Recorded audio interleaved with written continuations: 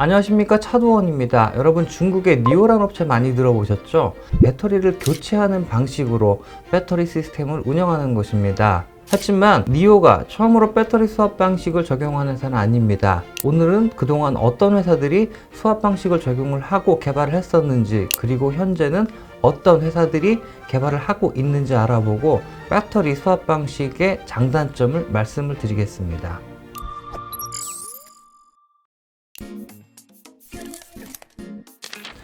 테슬라는 2013년 6월 배터리 수압 스테이션 기술을 공개를 했었습니다. 당시 굉장히 많은 관심을 받았었는데요. 연료 탱크가 90리터인 아우디 A8이 개솔린을 완충하는 영상과 함께 실제 일론 머스크가 배터리 수압 이벤트 현장에서 모델 S를 수압하는 모습을 비교, 시연했었는데요. 결과는 아우디 A8이 4분 8초 만에 가솔린을 가득 채웠고 모델 S는 1분 33초 만에 배터리 수압을 완료했습니다. 전기차 충전 시간이 아니라 일반 가솔린 차량 주유 시간과 비교해서 많은 관심을 받았었죠. 하지만 테슬라는 약 3년간 캘리포니아에서 시험 운행하던 배터리 수압 스테이션 파일럿 프로그램을 2016년 종료했습니다. 휴일을 포함해서 서비스는 오전 9시부터 오후 5시까지 예약과 활용이 가능했지만 예약은 항상 밀려 있었고 수압 비용은 무려 $80였죠. 완전 자동화된 시스템도 아니었습니다. 차량 밑에서 인간 작업자들이 직접 배터리를 교체하는 방식으로 운영되었고요. 평균 수압 시간은 7분 정도 걸려서 이벤트 때와는 다른 모습을 보여줬습니다.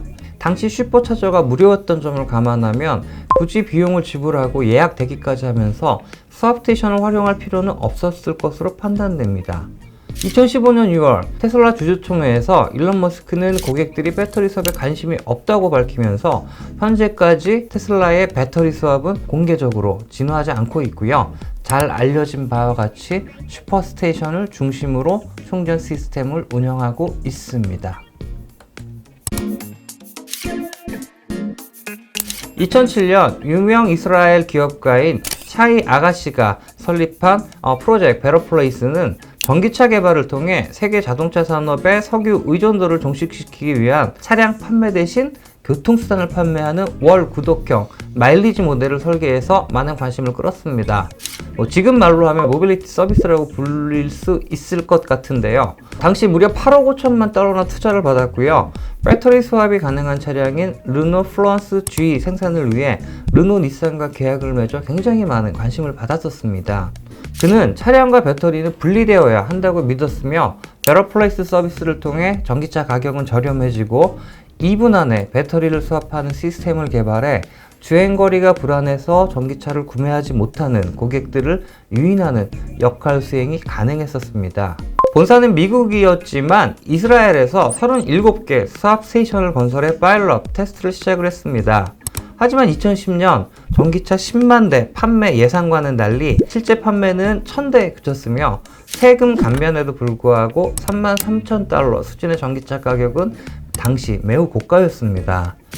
자동차와 배터리를 분리해야 한다는 철학은 좋았지만 실제로 비즈니스 모델을 실현하기 위해선 완성차 업체의 자동차 설계, 변경에 의존해야 하는 비즈니스 모델의 검증에 실패하면서 완성차 업체들에게는 협력할 인센티브가 없었던 것이 가장 커다란 취약점 가운데 하나였습니다.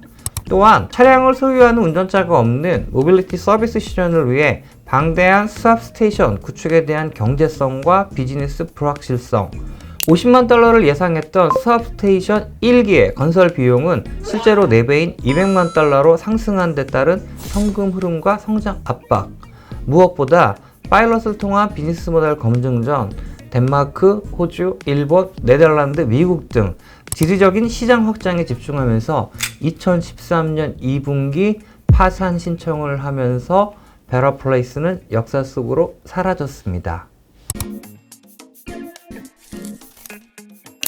최근에 관심을 받는 기업은 실리콘밸리 신생기업 앰플입니다.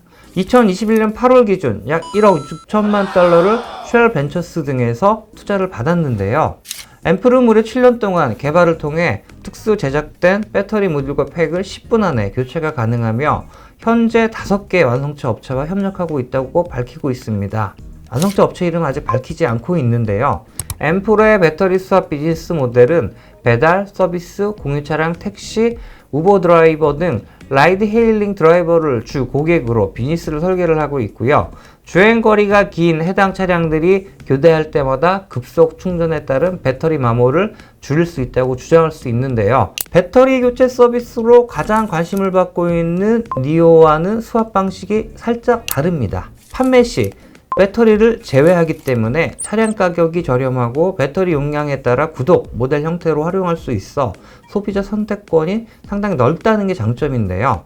니오와 같이 차량을 배터리 수압에 적합한 형태로 처음부터 설계하는 게 아니라 완성차 업체가 전체 배터리 팩 대신 어댑터 플레이트를 장착한 전기차의 배터리 모듈을 해당 어댑터에 연결해서 15분 내에 배터리 모듈을 교체하는 방식으로 충전 시간을 줄일 수 있다고 주장하고 있습니다. 단기간 내에는 수압 시간을 10분, 향후에는 5분 이하로 단축을 시키기 위한 목표를 세워 추진하고 있는데요. 하지만 현재 앰플의 스테이션이 활성화되기 위해서는 앰플은 공장에서 설치된 배터리 팩을 자체 시스템으로 교체하지는 않기 때문에 완성차 업체가 앰플의 배터리 팩을 사용하는 특수 목적 전기차를 제공해야 한다는 단점이 있습니다.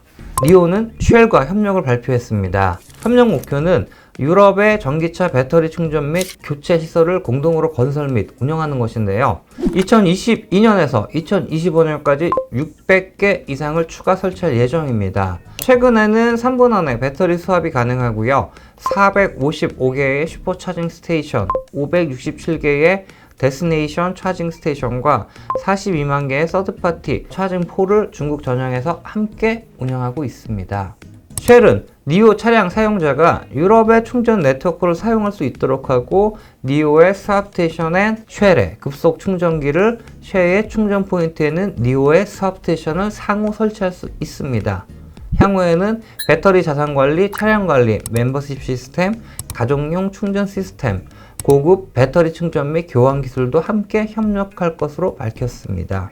세계 최대 전기차 충전 솔루션 제공업체로의 전환을 선언한 쉘은 2025년까지 50만 개 이상의 충전소를 운영한다는 목표를 설정했고요. 현재 약 8만 개 이상의 충전 포인트 로밍 네트워크를 통해서 30만 개 이상의 추가 충전 지점에 대한 액세스를 제공하고 있으며 전기차 충전 경험 향상을 통해 전기차 솔루션과 탈탄소 목표를 제시하고 있습니다. 니오는 노르웨이의 ES8 SUV 판매를 시작했고요.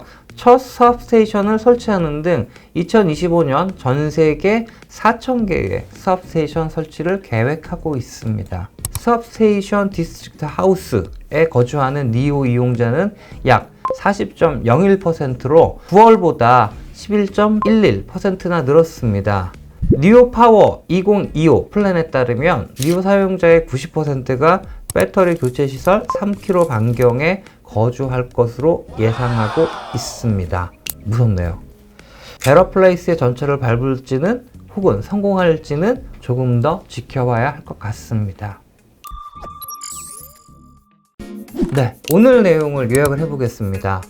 배터리 용량을 늘리거나 주유소같이 편리한 주유 네트워크를 형성하는 것이 현재 전기차 사업 확장의 커다란 이슈로 대두되고 있습니다. 오늘 말씀드린 배터리 수압 방식은 최적의 경로에 따라 전력선을 끌어올 필요 없이 신속하게 조립식으로 스테이션 설치가 가능해서 복잡한 건설과 허가 없이 약 2개의 주차 공간만 차지하기 때문에 경제성도 상당히 높습니다. 그리고 소비자 관점에서는 배터리 구독을 통해 전기차를 보다 저렴하게 구매하고 추가 비용 지불 없이 배터리 업그레이드도 가능합니다.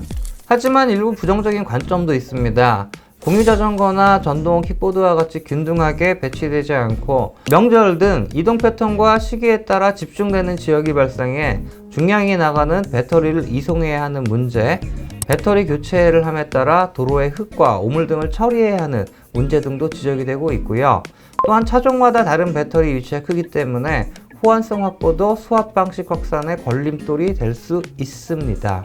호환성 확보를 위해 니오는 현재 21개 배터리 스위칭 표준 설계 및 개정 과정에 참여하고 있는 등 적극적으로 표준화 작업에 참여하고 있지만 현재까지 중국 시장과 중국차 중심의 수압 모델이 얼마나 글로벌 시장으로 확산될지는 조금 더 지켜봐야 할 것 같습니다. 중국에는 현재 약 16만 대의 배터리 수압 가능한 차량과 900여 개의 스테이션이 주로 택시, 물류, 렌탈용 전기차를 위해 설치되어 있는데요.